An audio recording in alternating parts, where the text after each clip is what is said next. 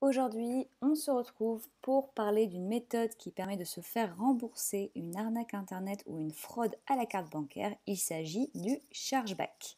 Alors, à titre d'information, si vous êtes plus lecture que vidéo, ou en l'occurrence ici podcast audio, sachez que l'article qui a servi à créer cette vidéo est disponible et je vous ai mis le lien directement en bio de cette vidéo. Voilà, donc n'hésitez pas à aller le consulter si vous êtes plus branché lecture.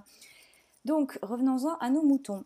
Vous avez été victime d'une arnaque internet de type vous avez acheté un produit sur un site e-commerce et le produit n'a jamais été livré, ou alors vous avez acheté un produit sur un site e-commerce et le produit livré ne correspond pas du tout à la fiche produit, ou encore vous vous êtes abonné à un service en ligne et malgré vos démarches pour ne pas renouveler l'abonnement, le site continue à vous prélever mois après mois.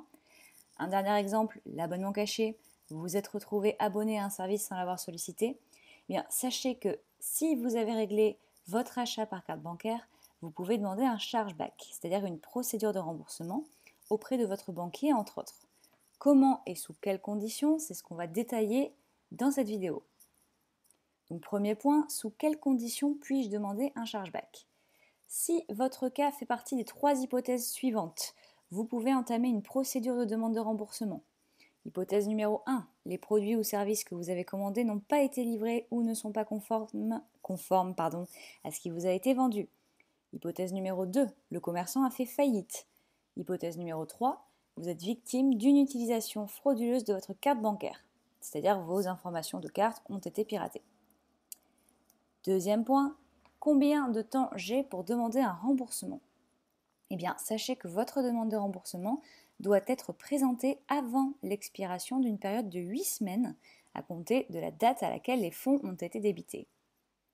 Troisième point, qui rembourse dans le cas du chargeback? Eh bien, en fonction des cas, les différents intervenants auprès desquels vous pourriez obtenir un remboursement sont soit le site e-commerce lui-même, la banque ou bien l'émetteur de la carte bancaire. Donc émetteur de la carte bancaire, ça peut être Visa, Mastercard ou autre. Une autre question, les remboursements d'arnaque fonctionnent-ils seulement avec des sites internet étrangers? Eh bien non, ils peuvent également fonctionner avec des sites français, à voir au cas par cas avec votre banquier. Comment est-ce qu'on demande un remboursement suite à une arnaque sur internet? Eh bien, 3 options s'offrent à vous. La première, contactez la société auprès de laquelle vous avez passé commande. Expliquez clairement que vous demandez le remboursement intégral de la commande et s'il refuse, vous vous tournerez vers toutes les solutions qui existent pour obtenir le remboursement. Peut-être que vous pourriez avoir une bonne surprise, mais si ce n'est pas le cas, ne vous inquiétez pas, d'autres alternatives existent. Deuxième alternative, contactez votre banquier avec un maximum d'informations. Les preuves de votre achat, donc intitulé de prélèvement sur votre relevé de compte, le mail de confirmation de commande, tout ce que vous pouvez trouver, et demander une procédure de chargeback. Troisième alternative, si vous avez obtenu un refus de la part de la banque, vous pouvez tenter de contacter directement la société qui édite la carte, donc comme on le disait tout à l'heure, Mastercard ou Visa. Dans l'article dont le lien est en bio, je vous mets les liens et les numéros de téléphone de Visa et de Mastercard, donc les contacts directs que vous pouvez utiliser pour demander un chargeback.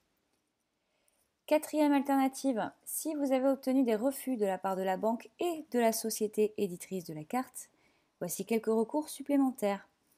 Saisir le médiateur de votre banque, vous trouverez généralement le contact et l'adresse du médiateur de votre banque en bas de vos relevés de banque. Et si le site à l'origine de l'arnaque se situe hors Union européenne, vous pouvez également contacter le Centre européen des consommateurs France.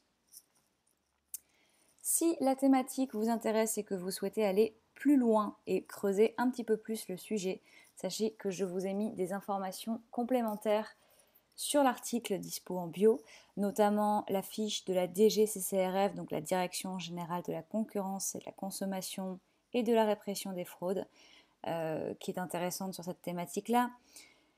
Également toutes les informations, les codes à donner si vous appelez Visa et Mastercard pour entamer une procédure de chargeback. Voilà, je vous ai mis toutes les infos, tous les codes disponibles sur l'article.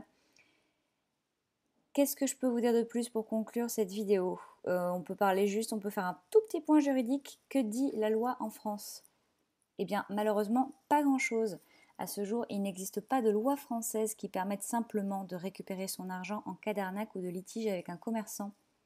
Toutes les lois protégeant les droits des internautes et droits des consommateurs sont à l'échelle européenne. Pareil, si vous souhaitez avoir plus d'informations sur cette partie légale, je vous mets un lien dans l'article qui est très intéressant. J'espère que cette vidéo vous a plu. N'hésitez pas, si c'est le cas, à commenter ou à mettre simplement un like, ça fait toujours plaisir. Et si vous souhaitez nous aider à nous faire connaître, n'hésitez pas à partager l'article qui est en lien sur vos réseaux sociaux ou à l'envoyer directement par mail à une personne autour de vous qui pourrait rencontrer ce problème et trouver ces informations utiles pour lui. Voilà, on se retrouve très bientôt avec une autre vidéo. Je vous souhaite une très bonne journée.